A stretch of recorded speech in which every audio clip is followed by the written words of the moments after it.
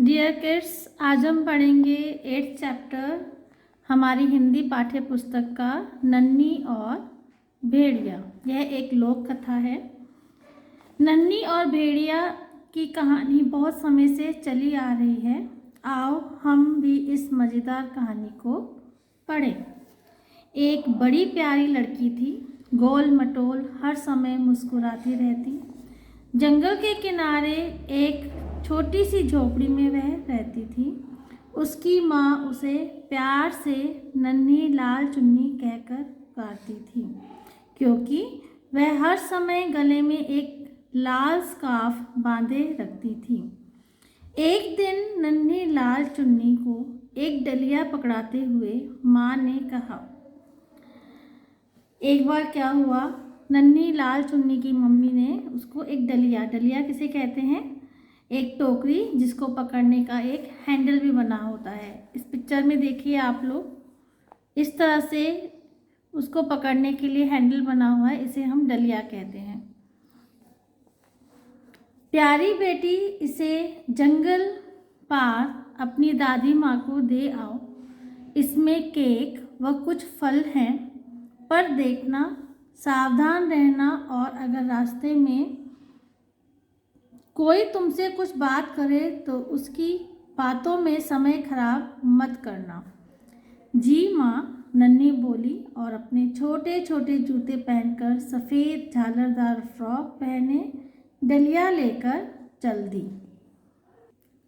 अब उसकी माँ ने उस डलिया में कुछ फल और केक डालकर कहा कि जाओ, जंगल को पार करके तुम्हारी दादी का घर है, इसे अपनी दादी को दे आओ।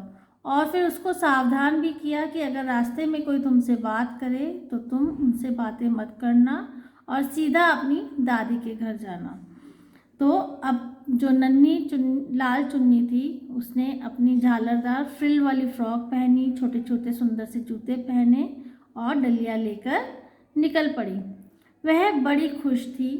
जंगल में जगह जगह पेड़ों से फूल झड़ रहे थे। ऐसे में फुर्ती से कदम बढ़ाती नन्ही आगे बढ़ती जा रही थी। हवा बहुत अच्छी चल रही थी और पेड़ों से पत्ते झड़ रहे थे, टूट रहे थे, और नन्ही बढ़ती हुई आगे चले जा रही थी।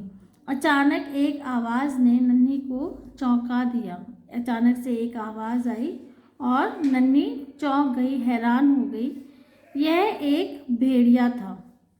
वह नन्ही को खा जाना चाहता था, इसलिए वह नन्ही से मीठी मीठी बातें करने लगा। यह सोच रहा था कि वह अब भागकर तो जा नहीं पाएगी, पहले थोड़ी देर मन ही बहला लूं। वह बोला, प्यारी बच्ची, कहाँ जा रही हो? अब भेड़ियों को नन्ही को देखकर उसके मुंह में पानी आ गया, क्योंकि भेड़िया अब नन्ही को खाना चाहता था। अब उसने देखा जंगल में कोई और है तो नहीं, अब यह भाग भी नहीं पाएगी। चलो थोड़ी देर मज़े लिए जाए और इससे बातें की जाए, फिर आराम से मैं इसको खा लूँगा। अब वह भेड़िया नन्ही से बातें कर रहा है। प्यारी बच्ची, कहाँ जा रही हो?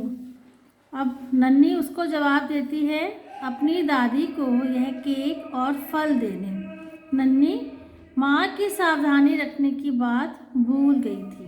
अब उसकी माँ ने उसको कहा था ना कि रास्ते में तुमसे कोई बात करे तुम बात मत करना, समय मत खराब करना और सीधे अपनी दादी माँ के घर पे जाना।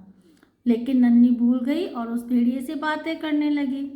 थोड़ी देर में चली जाना, पहले थोड़ा जंगल तो घूम लो, भेड़िया बोला। अब भेड़िया उसको मीठी मीठी बातें करके बोलता है कि तुम थोड़ी देर बाद चली जाना दादी के घर, पहले आओ मैं तुम्हें जंगल घुमा देता हूँ। नहीं, नन्ही बोली, मुझे दादी के पास जाने को देर हो जाएगी। कहाँ है तुम्हारी दादी का घर? वहाँ नदी के किनारे, नन्ही ने इशारे से बताया। उस नदी की तरफ इशारा करते हुए नन्ही ने बताया कि उसका दादी का घर जो है वह नदी के उस किनारे पर है। भेड़िया चुपचाप पेड़ों में लुकता छिपता दादी के घर पहुंचा। अब भेड़िए ने क्या किया, वह जल्दी से छुपता छुपाता अपने आप को नन्ही की दादी के घर पर पहुंच गया। दादी तब पूजा कर रही थी। भेड़िए ने सूखने के लिए रखी दादी की साड़ी उठाई और मुंह ढककर चारपाई पर बैठ गया। अब भेड़िए को एक तरीका सूझा। उसने क्या किया, दादी ने जो अपनी साड़ी सुखाने के लिए रखी थी उसको ओढ़ लिया, उसको पहन लिया और चारपाई पर अपना मुंह छुपाकर ढककर वहीं बैठ गया। इतने तक नन्ही वहां आ पहुंची और बोली, प्यारी दादी नमस्ते। अब नन्ही तो उसको पहचान नहीं पाई।